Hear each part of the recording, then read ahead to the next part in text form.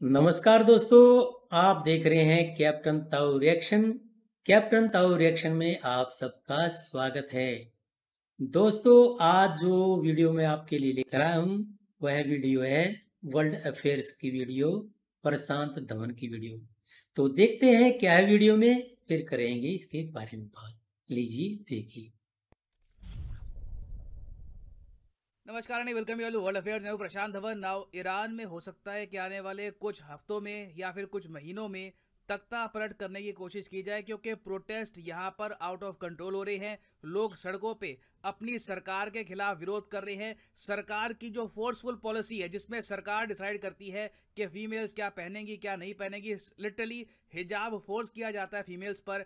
इसके against protest इस हद तक बढ़ गए ईरान में कि 1500 लोग जेल जा चुके हैं, 31 लोगों की मौत हो गई है। और 31 लोगों की मौत कैसे हुई है? जो ईरान में पुलिस और पैरामिलिट्री फोर्सेस हैं, ये गोलियां चला रहे हैं अपने लोगों पर। प्रोटेस्टर्स को सड़कों पे मारा जा रहा है और ये सीन्स दुनिया तक ना पहुंचे, इसके लिए ईरान ने पूरे देश में इंटरनेट भी अब कट करना स्टार्ट कर दिया है। नहीं तो लगातार हम देख रहे थे कि ईरान से इस टाइप की जो वीडियोज है सामने आ रही थी, जहां पर लोग तंग आकर पुलिस पे अटैक कर रहे हैं, सिक्योरिटी फोर्सेस पे अटैक कर रहे हैं। एक वीडियो ये भी सामने आई जहां पर एक आदमी खुद ही मॉरल पुलिसिंग कर रहा था। उसने देखा कि एक फीमेल थी, उसने प्रॉपर तरीके से हिजाब नहीं पहना, वो खुद अपनी बाइक से उतरा, उस फीमेल को थप्पड़ मार दिया। उसके रिस्पांस में आसपास के लोगों ने उसको पीटना स्टार्ट कर दिया कि तुम कौन हो मॉरल पुलिसिंग करने वाले, उस फीमेल को बताने वाले कि वो क्या पहनेगी क्या नहीं पहनेगी पब्लिक स्पेस में। तो इसलिए कहा जा रहा है कि ईरान की सरकार जिस ब्रूटैलिटी से अपने ही नागरिकों पर आज के समय अत्याचार कर रही है, तो इससे पॉसिबिलिटी है कि एक बार को फिर से ईरान में रेवोल्यूशन हो जाए।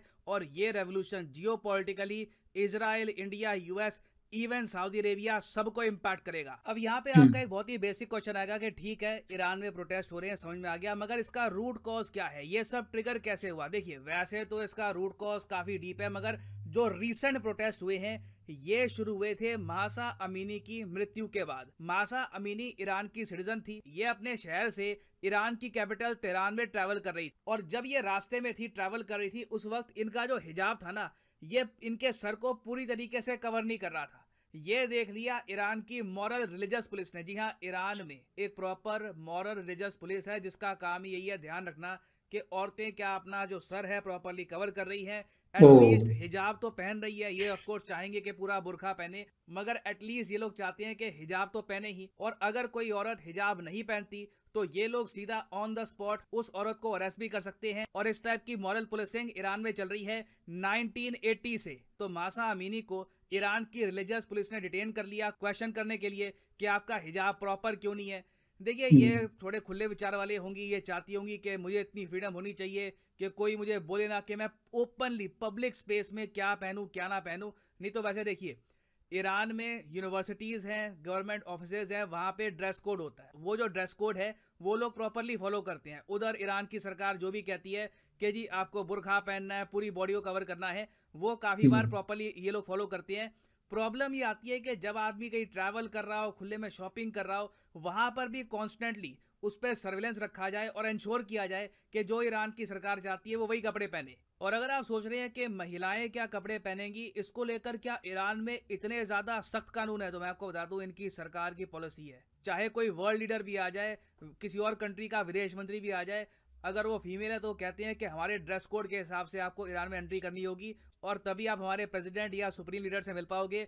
भारत की पूर्व विदेश मंत्री सुषमा स्वराज जी जब ईरान गई थी, तो इस तरीके से इनको मिलना पड़ा ईरान के उस वक्त के प्रेसिडेंट से। तो ओ। अब आप इमेजिन कर सकते हैं कि मासा अमीनी के साथ क्या हुआ होगा जब ईरान की रिलीजियस पुलिस ने देख लिया कि ये प्रॉपर तरीके से ये अपना हेडस्कार्फ नहीं पहन रही, तो इनको डिटेन कर लिया गया। इनकी फैमिली को बोला कि पूछताछ चल रही है, इनसे पूछा जा रहा है कि आपके विचार क्या है, क्या आप सरकार के खिलाफ हैं। देखिए, जो सुषमा स्वराज के साथ ऐसा हुआ, तो मैं तो यही कहूँगा कि सुषमा स्वराज को भी जी को भी वापस आ जाना चाहिए था। कि जब वहाँ पर इतनी पाबंदी है, गुलामी है, तो हम क्यों जाए वहाँ बात करने के लिए। ये तो यही हुआ कि बस जो वो कहेंगे वही पहनना पड़ेगा, चाहे किसी को पसंद हो या ना हो।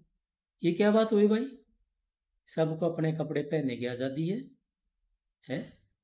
हद है। और फिर अचानक से पुलिस इनकी फैमिली को बताती है कि देखिए, इनकी जब हम एजुकेशन कर रहे थे, मासा अमीनी की जब हम एजुकेशन कर रहे थे, तब इनको हार्ट अटैक आ गया और उसके बाद ये मर गई। जबकि रियलिटी ये है कि जब इनका पोस्टमार्टम हुआ, उसमें पता लगा कि इनको हेड इंजरीज हुई थी, बुरी तरीके से इनको पीट पीट के मारा गया। और ओए होए, देखा आपने? ये भारत में जो कहते हैं कि हाँ, किसी को जीने का अधिकार नहीं, और वहां पे देख लिया क्या होता है। यहाँ तो सब झंडे उठा लेते हैं कि हमें यहाँ आज़ादी चाहिए, आज़ादी चाहिए। वहां ले लो आज़ादी जाके, जिसको लेनी है आज़ादी। भारत में अगर आज़ादी नहीं है ना, तो कहीं नहीं है विश्व में। जब ये न्यूज पूरे ईरान में फैल गई कि ये लोग इस हद तक अपनी अथॉरिटी को एनफोर्स कर रहे हैं लोगों पर, पूरे ईरान में प्रोटेस्ट शुरू हो गए। कई फीमेल्स ने सरकार के अगेंस्ट ये कहा कि हम हिजाब नहीं पहनेंगे, हमें जो पहनना होगा हम वो पहनेंगे। कई फीमेल्स ने अपने बाल तक काट दिए सोशल मीडिया पर। और अब ईरान की सरकार के लिए प्रॉब्लम यह है कि अब जो गुस्सा है ना ईरान में, ये लगातार ऐसे फैल रहा है कि चाहे राइट विंग हो, लेफ्ट विंग हो, हर तरफ लोग इकट्ठा आ रहे हैं। वो कह रहे हैं कि देखिए, फीमेल्स को इस तरीके से डरा धमका कर एक ड्रेस कोड इम्पोज करना गलत है ना। वैसे आप आर्ग्यू कर सकते हो कि ईरान में इस बात की चेतना बड़ी लेट जागी है। बिल्कुल, मैं कहूँगा कि कहीं ना कहीं इंटरनेट, सोशल मीडिया का बहुत ही इंपॉर्टेंट रोल रहा है। ईरान के लोगों ने देखा है कि बाकी दुनिया में लोग कैसे रहते हैं, वहाँ पे क्या कानून है। एक्सपोजर जो मिला है बाहर का, उससे ईरान की एक सोसाइटी में आप कह लीजिए एक अवेकनिंग जागी है कि हम पे एक लॉ, हमारी विमेन पे एक लॉ ब्रूटल तरीके से इम्पोज किया जा रहा है। और ये सब एक्चुअली शुरू हुआ था इस्लामिक रेवोल्यूशन ऑफ ईरान से, जो हुआ था 1978 में। उससे पहले आप देखोगे तो ईरान बहुत डिफरेंट था। विमेन काफ़ी हद तक अपनी मर्जी के कपड़े पहनती थी। ऐसा नहीं है कि बिल्कुल, देखो, ज़रूरी नहीं है कि कम कपड़े पहनना निशानी है कि आप ज़्यादा फ्री हो, आप ज़्यादा लिबरल हो। मगर जब आप किसी इंस्टीट्यूशन के बाहर हो, आप किसी पार्क में जा रहे हो, आप अपने घर के बाहर सब्जियां खरीद रहे हो, वहां पे आपको इतना हक होना चाहिए कि whatever you want to wear you can wear. तो ईरान की महिलाएं आज के समय 2022 में अपने बेसिक राइट्स के लिए लड़ रही हैं, जो बाकी दुनिया में बहुत ही कॉमनली अवेलेबल है। आप जान के हैरान होंगे, ईरान में वुमेन पर इतनी पाबंदियां थी कि 40 ईयर्स तक, 40 साल से भी ऊपर हो गए थे, ईरान की महिलाओं ने स्टेडियम में जाकर कोई फुटबॉल का मैच नहीं देखा। ईरान में ओ, बहुत ही फेमस स्पोर्ट है फुटबॉल, मगर स्टेडियम में विमेन की एंट्री नहीं। अभी रिसेंटली हमने देखा है कि फीफा और इंटरनेशनल कम्युनिटी के दबाव में आकर ईरान की सरकार ने 40 साल के बाद पहली बार ईरानियन महिलाओं को एक स्टेडियम में एंट्री दी और इन्होंने एक फुटबॉल मैच देखा। अब यहाँ पे आपका एक क्वेश्चन आ सकता है कि ये क्यों कहा जा रहा है कि ये मुद्दा इतना बड़ा है कि कल को इस इशू पर ईरान में फिर से रेवोल्यूशन आ सकता है, जो करंट रजीम है इसको हटाया जा सकता है। देखो, रीजन इसका यह है, पहली बात तो ईरान की सरकार ब्रूटल तरीके से, मैं कहूंगा जानवरों की तरह ट्रीट करती है अपनी जनता को। अभी प्रोटेस्ट हो रहे हैं, सरकार ने ओपनली अपनी पुलिस को कह दिया है गोलियां मारो, जो सरकार के खिलाफ खड़ा होगा उसको खत्म कर दो। इसके कंपैरिजन में आप देखो इंडिया में, इवन यूएस में कितनी टॉलरेंस होती है प्रोटेस्टर्स के प्रति। और ईरान की सरकार का जो ये क्रूअल तरीका है अपनी जनता की आवाज को दबाने का, ये देखते हुए ही ईरान के कई लेजेंडरी फुटबॉल स्टार्स हैं, ये अपनी आर्मी को कह रहे। देख लिया आपने? क्या भारत में ऐसा हो सकता है कि ऐसे ऑर्डर दे दिया जाए, गोले चला दो, मार दो? अरे यहाँ तो जरा सा कुछ हो जाता है, हंगामा हो जाता है, सड़कों पर आ जाते हैं सब, तोड़ फोड़, गाड़ी टूटे, किसी की दुकान लूटो, चाहे कुछ भी होता रहे, कोई किसी को परवाह नहीं। सब नेता अपने अपनी डपली, अपने अपने राग गाते हैं। कोई अच्छा बताएगा, कोई बुरा बताएगा। यहाँ तो ऐसे चलेगा भारत में तो। हर जिनको ना आज़ादी है, तो भाई देख लो क्या, कहाँ आज़ादी है। कि तुम लोग ना जनता के साथ हो जाओ।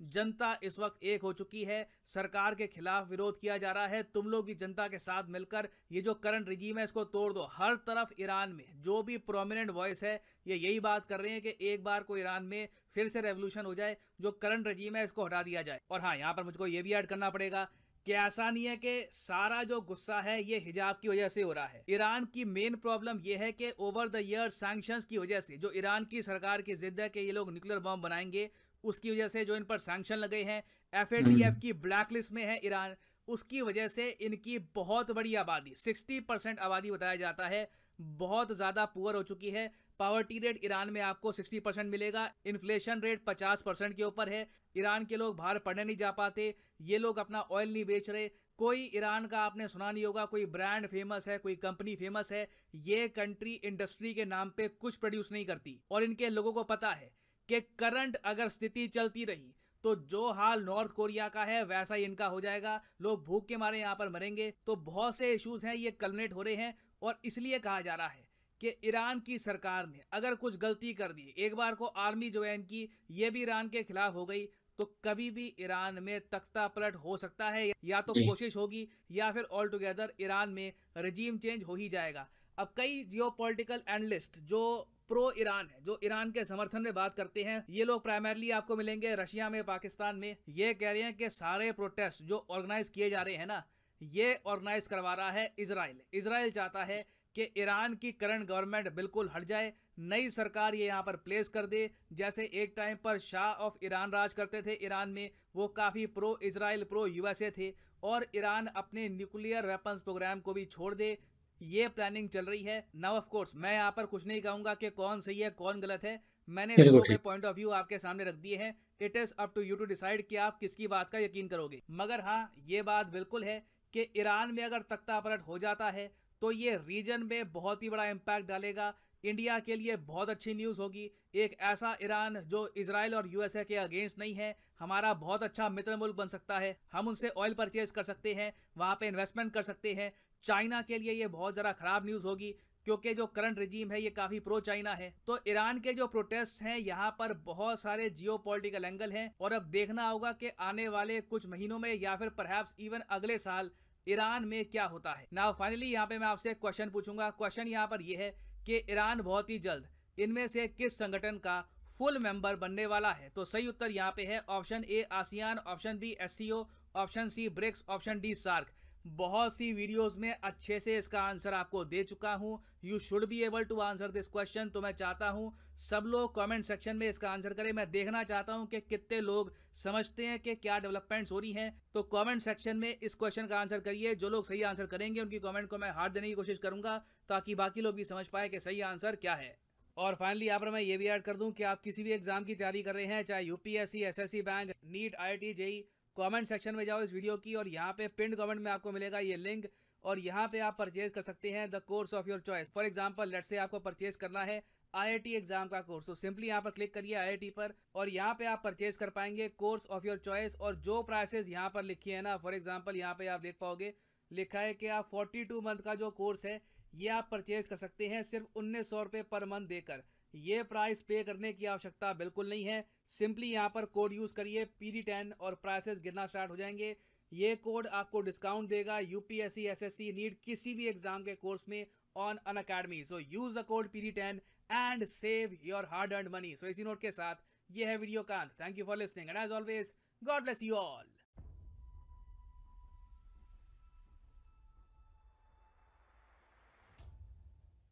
तो दोस्तों आपने देखी वीडियो। जो कहते हैं कि भारत से लेंगे आज़ादी, लड़के लेंगे आज़ादी। अगर जिसको आज़ादी चाहिए ना, जिनको इन्हें नज़र नहीं आता कि भारत में आज़ादी है, वो बाहर ले लो जाके आज़ादी, अच्छी तरह से मिल जाएगी आज़ादी। देखा कैसे पकड़ पकड़ के पीट पीट के मार रहे हैं। तो भारत में भी आज़ादी नहीं है दोस्तों, तो पूरे विश्व में कहीं भी आज़ादी नहीं है। ये आप भी जानते हैं और हम भी जानते हैं। तो दोस्तों आपको ये वीडियो कैसी लगी आप भी कमेंट करके ज़रूर बताना। और मेरे को तो बहुत ही अच्छी वीडियो लगी। ये प्रशांत जी बहुत अच्छी तरह से बताते हैं सब चीज़ों के बारे में, इसलिए बीच में बोलना भी नहीं पड़ता। बहुत अच्छे आदमी हैं, बहुत बड़े आदमी।